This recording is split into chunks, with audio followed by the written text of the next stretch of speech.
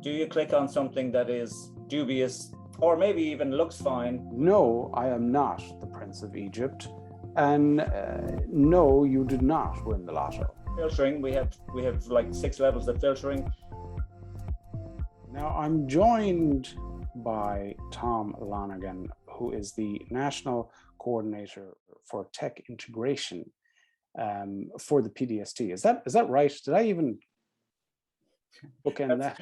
National Coordinator for Technology Integration, which sounds a lot more than it is, really, I guess. I work as part of the team in PDST Technology and Education. There's about 15 of us all together, and I work as part mainly on the technology area. So my background is technical, electronic engineering, way back, too long to remember.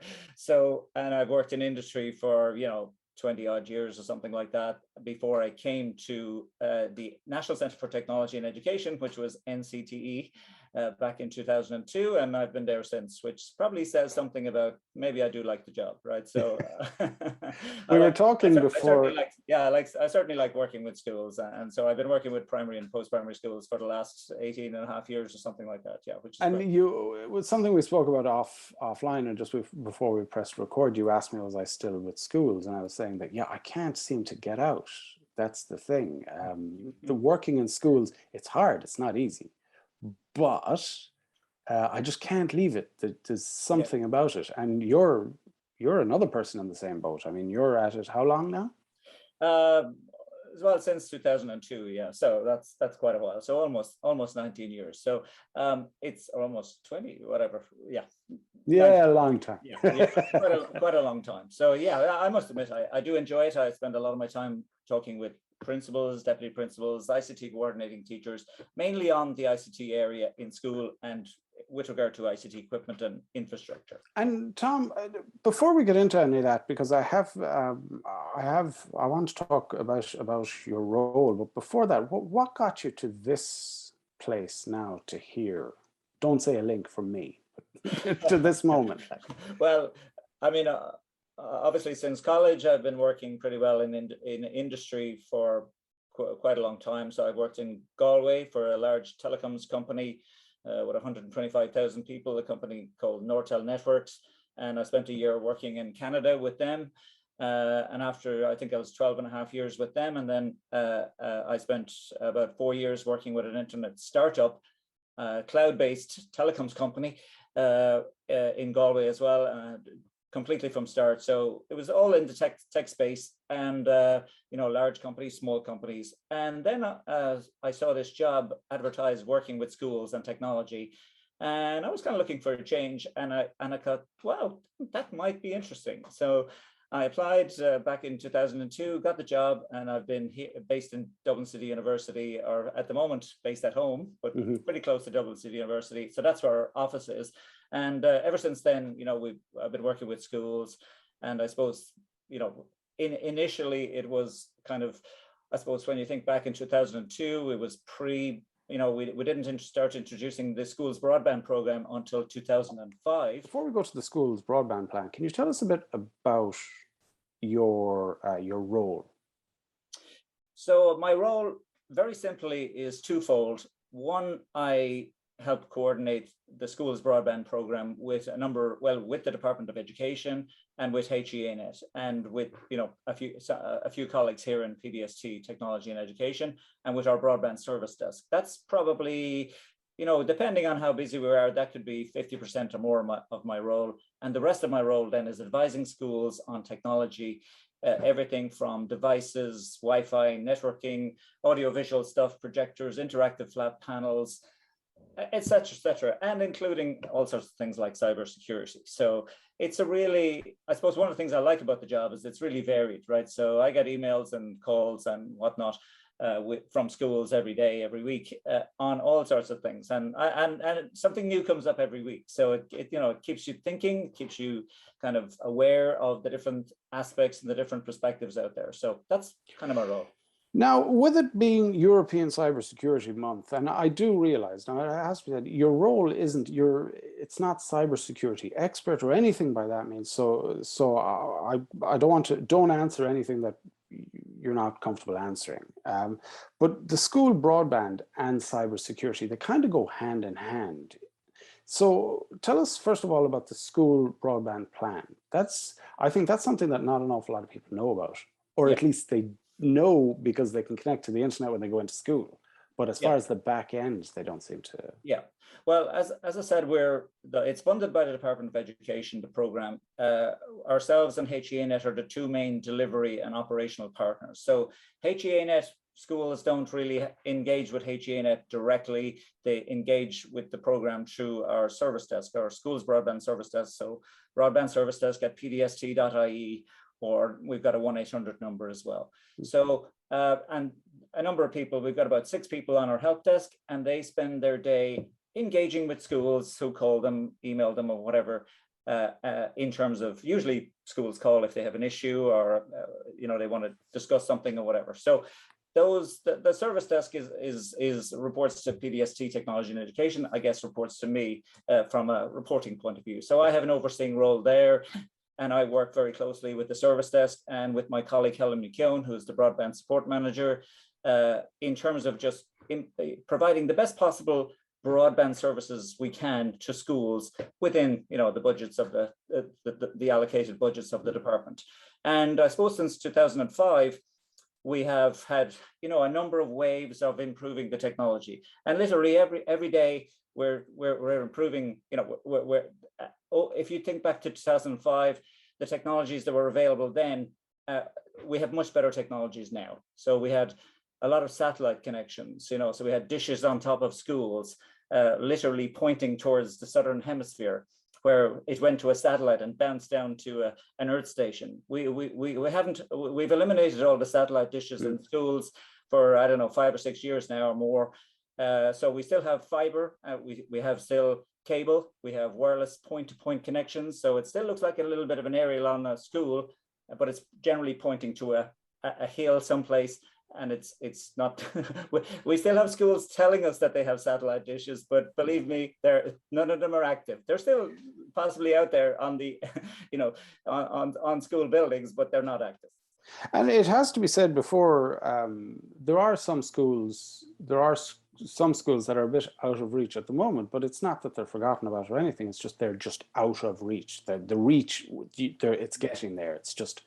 There are still a handful of schools, and literally it's a very small number of schools who like, I've come across schools who you probably know, Mam Cross. They're in. I do indeed. Yes. In Galway. Yeah. I know there was a school out there in the hills of the Mam Turk Mountains, etc. And maybe they've got better broadband now, but a number of years ago, like literally, they had very, very poor broadband. They had a broadband connection, but it was actually very slow. And there are some schools in really remote areas.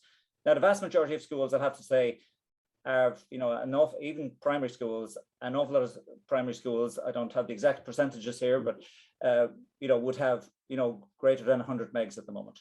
And I mean, it has to be said, look, I've worked in schools all over the country, and there was a time, and in the short time I've been doing this now, it's a short enough time, but I remember going to a school trying to, for example, update iPads, and I'd have to bring them off site to update them and then bring them back. Sure. But that has changed. I've been to that school since, and the broadband is amazing. So that's just a testament that the work is always going on behind the scenes, because we don't see it. Yeah, we're doing a lot of work at the moment. Like, we have effectively 2 programs within the broadband program. So back in 2010, we started, there was an initiative where every post-primary school and special schools with post-primary students received a minimum of 100 megabits per second. And that was real 100 megabits per second, as opposed to up to, you go to a commercial provider, they might say up to a certain amount, and there's also caveats, etc. But that was real, like either point-to-point wireless or real fiber, like fiber in the ground, etc., as opposed to e-fiber or fiber to the home, etc., which are not always fiber. Well, fiber to the home is actually fiber, but e-fiber is part copper, part fiber. Not getting too technical about it, but basically, from 2010 onwards, we started the post-primary schools got 100 megs of broadband, and some of them now have 500-600 megs of broadband, whereas primary schools in the last year or so, actually, we have two main programs, one with HEAnet and one with the National Broadband Scheme, where basically rural schools are now getting up to 150 megs of broadband, right, which is very good. With broadband comes security. Now, again, I think we have to say it, you're not a security expert. I didn't bring you on because you were a security expert, but I just wanted your take on security within schools for the man that advises the schools about equipment, etc. Without getting too, before I pressed record, myself and you said we were getting pretty nerdy about the two-factor authentication and zero trust and all that.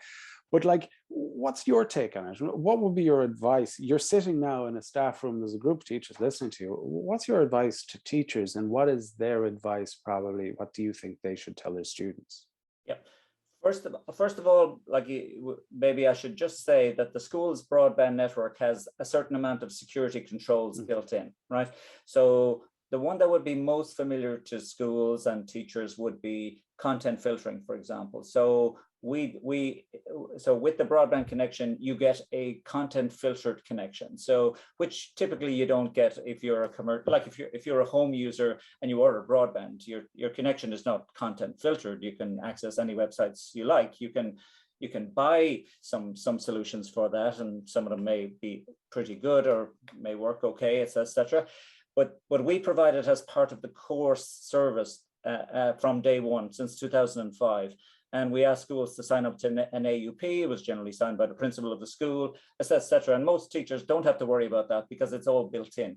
As part of in addition to the filtering, we have like 6 levels of filtering, from quite restricted to fairly level 6, for example, would allow access to Facebook and social media, etc. And some schools want that. It's their choice whether they want it or not. If you're on level 4, you can have access to YouTube. If you don't want access to YouTube for whatever reason, most schools generally do now, you can be on level 3 and you can block YouTube. And that's, some schools have made that choice, right? It's a great service to have. More importantly, it's a great service for, how do I say that, for schools to understand that they have. And I'll give you a real life scenario. I walk into a school, and I know my colleague Chris is working on pretty much the same projects as I'm working on the other end of the world down in Kerry. But we go into a school and the principal says, those devices, we want them to be YouTube restricted, but the teacher devices, we want them to play YouTube. Yes. And it's such a simple conversation. So I pick up the phone and I talk to the desk, and I think they know me there at this stage because it's a very much how you now kind of attitude. And it's very simple. Can you, and you give the IP address. Can I get so many IP addresses that are restricted and so many that aren't? And the guys are amazing. They go, yeah, no problem. That'll be sorted within 24 hours. I mean, that's service, that level of service. Yeah, that we've had that service in place for, I guess, I don't know, 7 or 8 years or something. We didn't have it in place initially because we actually, nobody was looking for it.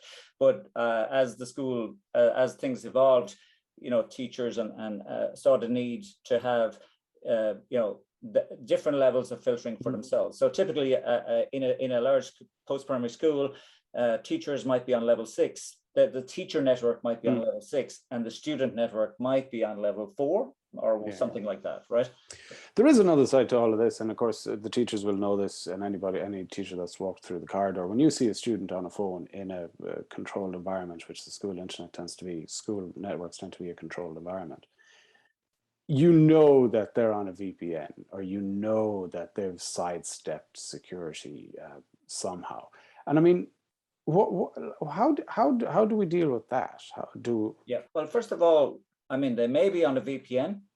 They may be accessing their 4G network, right? So they may be on their own data plan, which is separate. So obviously, when you go into your phone, you select the Wi-Fi or either the Wi-Fi within the school, or you can turn off Wi-Fi and you can go 4G, right? So obviously, if you're accessing the external mobile network, we have no control over that connection, right? That's so. any teacher or any pupil can be accessing 4G or 3G within their school, which is just like you're walking down the street and you're accessing that. Obviously, if they're accessing the school broadband network, the school Wi-Fi, that is connected back to our school broadband connection, and content filtering applies. Yeah. And the important thing is it's have a good acceptable use policy in school. Have a solid acceptable use policy in school. Yeah, well, we only connect schools when they confirm to us that they have an AUP, but every school in the country effectively has an AUP, right? And just back to the connection, the question about, or the inference to VPN, we block a significant amount of VPNs out there, right? Okay. And the reason being is because that's part of the content filtering service we offer to schools. So because there are like literally thousands and probably more VPNs out there, some of them are probably well run and well controlled and stuff like that, and you know, not just reliable, but you know, dependable from an internet safety point of view. But there's an awful lot of them who are not. So HEAnet, you know, they would regularly run security checks on lots of VPNs, and based on information out there, that the best information, you know, forums and stuff, they would actually block an awful lot of the inappropriate VPNs that are not suitable for schools. And back to what we were talking about, the advice for teachers and students. So it's our advice, without saying this is what you do, because I think that's unfair, but we do need to offer some advice with regards to security. So you've provided the broadband, you've tied it down with content filtering. You bring in your Hassan, your Chris, your company, or whoever. They've separated the two networks. You have a student network and a teacher network. That's another layer of security. What advice would you give to teachers? Just a teacher sitting down going, what can I do? Yeah. One more point before we move off it, just in case we don't come back to it. On the school's broadband network, we have a central firewall, right? So we use a product called, well, we've used different products over the years, but we've been using it for a while, a product called Palo Alto. Right now, Palo Alto is one of the leading security providers out there, and because we've got a whole school network with over 4,000 schools, we've got let's just say it's a large Palo Alto system, right? Which is top of the range. It's really an excellent product, right? And we block all sorts of, let's call it malware, right? That's out there. You would also, we don't want to get too technical about this, but there's a whole range of people out there who like hacking into networks and stuff like that. And one of the common ways they do it is they have an approach called DDoS, denial of service, right? Or distributed denial of service, where they can run from different points and attack your network from different points. So the Palo Alto system is designed to handle all that kind of stuff, right? And HEAnet, the reason we work very closely with, we have HEAnet running our core network, is because they've got security experts within HEAnet, and they're used to getting, like an organization like a school network or a hospital network, you know, with reference to the recent ransomware attack or whatever, you know, having all the schools connecting back to a core set of expert engineers with a suitable infrastructure in place is really important. And I remember once speaking to someone in Scotland, and like Scotland would have a very strong reputation in terms of education and etc. And I was presenting at something, and so was this person from Scotland. He came up to me after and he said, "Did you say you have one central point which all the schools connect to?" And I said, "Yes, we do. Yeah, we've had that since day one." And he said, "I would love to have that, because in Scotland we've got 34 local authorities who all have their own version of that, etc." So he said, "We have to control 34 different virtual central core systems with effectively 34 different firewalls, whereas we always have had that as one system." So one of the advantages of that from my perspective and from school's perspective, if, for example, we get a call or a service desk gets a call saying, "Look, a school was able to access an inappropriate website. Can we get it blocked?" Literally, within minutes, we could block that website for all schools in Ireland, right? Which is quite a powerful thing. Yeah. I feel that more people need to realize what's going on behind the scenes. So wrapping that up, and we'll go back to that question again. Oh, yes. Advice for teachers. Advice for teachers. Okay. What would be my advice for teachers? Well, my advice for schools, I guess there are different roles within a school, right? So if you're the principal of a school, you have an oversight into the whole school. If you're deputy principal or an ICT coordinating teacher, maybe. As a teacher in a school, I guess I would expect that the other roles in the school would look after the central kind of things within a school. We can talk about, so there's kind of two areas. If I was talking to a principal, I would be kind of thinking, you need to look at your overall infrastructure or your, in the school, and in terms of like how, what, it's about really data protection, right? And if we were to take, I suppose the most high profile attack on data in the last couple of years, and even this year, ransomware would be, one of the big things out there. So we, as personal users, like you and I, when we're on or any teacher, when they're working on any computer, be it at home or in school or whatever, you need to be careful about, what you click on. Do you click on something that is dubious, or maybe even looks fine, but you click on it and maybe something might happen. So, I mean, there's basic advice, like don't click on anything unless you know who the email is coming from. It's especially dangerous if there's a link or an attachment that they say, please click on this or whatever. And so hackers and, ransomware people, the people who are behind ransomware, they have all sorts of ways, and not just technical ways, but social engineering ways of, gaining the trust of somebody, whether to get their bank details, personal details, passwords, etc. And their whole purpose of ransomware is not hacking for the sake of hacking.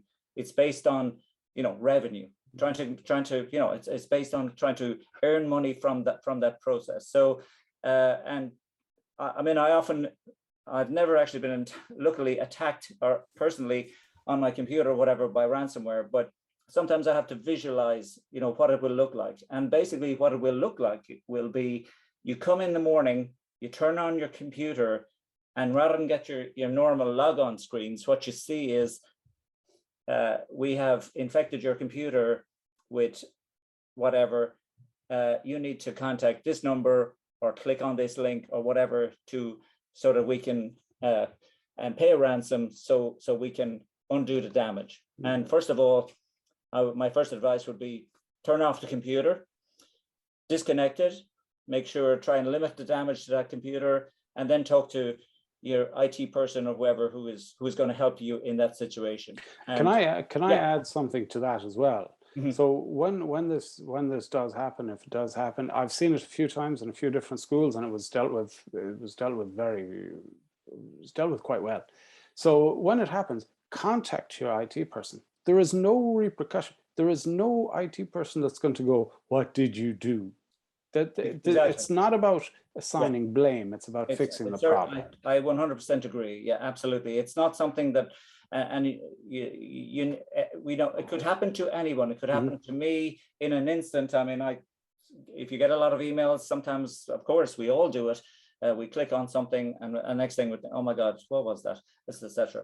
So yes, it's very easily done. My working assumption is we will all get attacked, right? So it's very important to have a mindset that thinks when I get attacked rather than if I get attacked. Yes. Yeah.